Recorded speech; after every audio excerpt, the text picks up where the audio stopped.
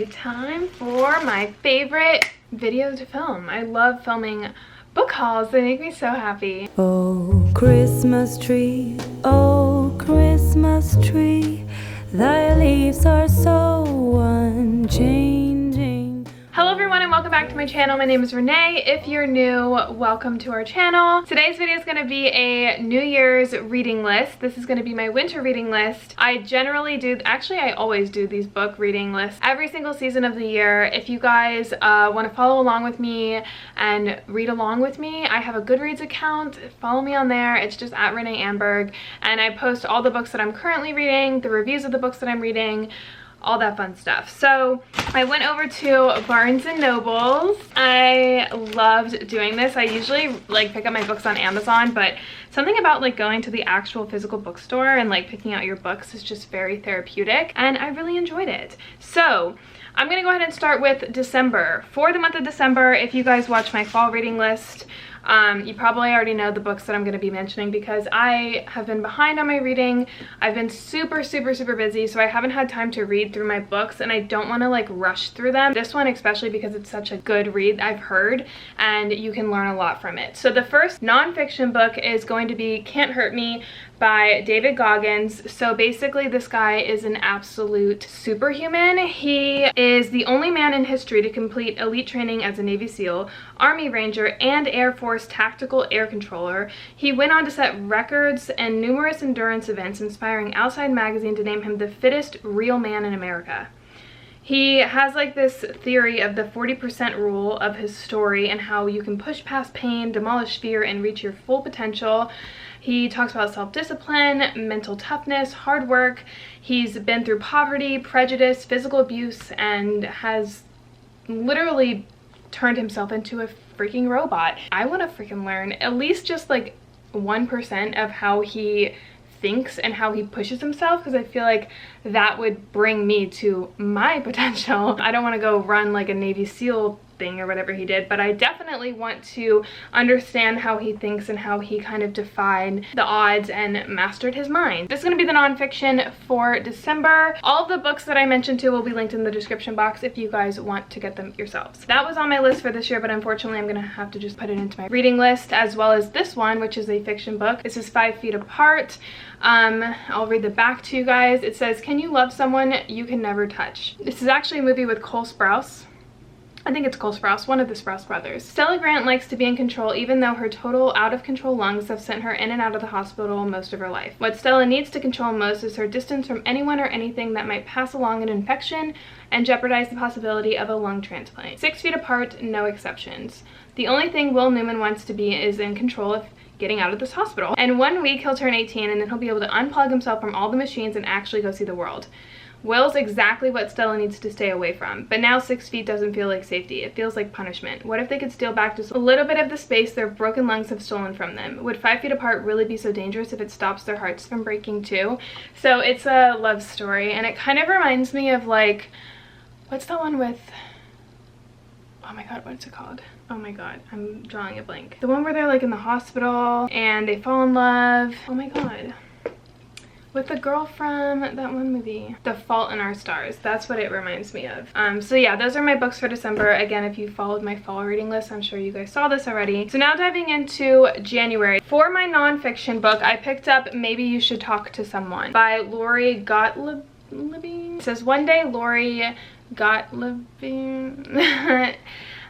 is a therapist who practiced patience in her Los Angeles practice. The next day, a crisis causes her world to come crashing down.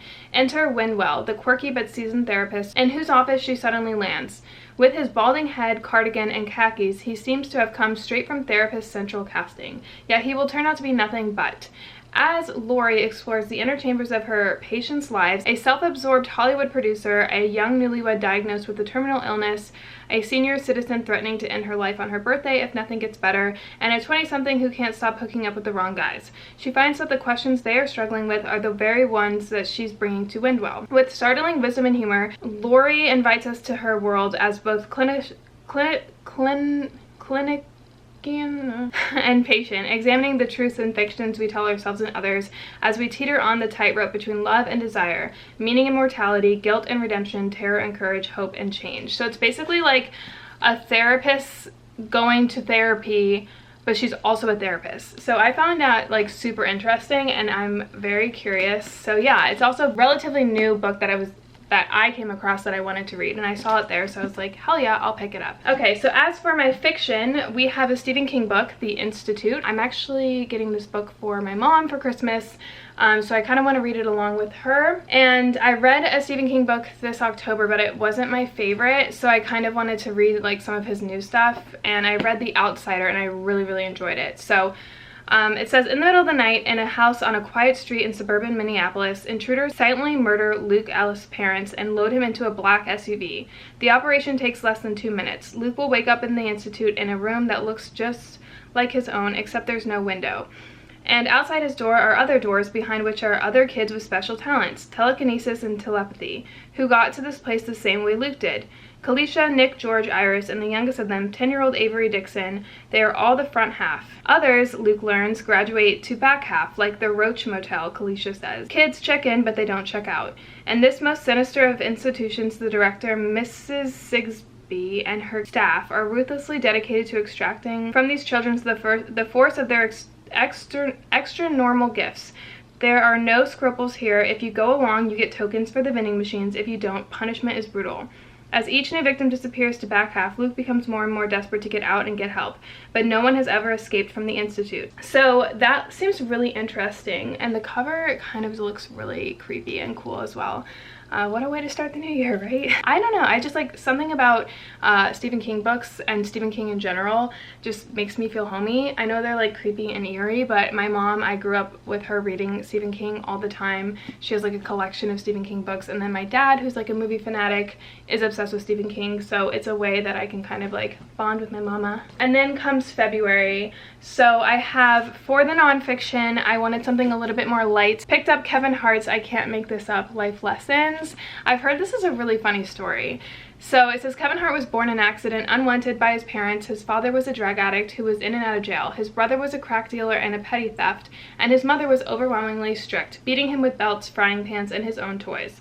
The odds, in short, were stacked against our young hero, but Kevin Hart, like Ernest Hemingway, J.K. Rowling, and Chocolate Droppa before him, was able to defy the odds. In his literary debut, he takes the reader on a journey through what his life was, what is now, and how he's overcome each challenge to become the man he is today.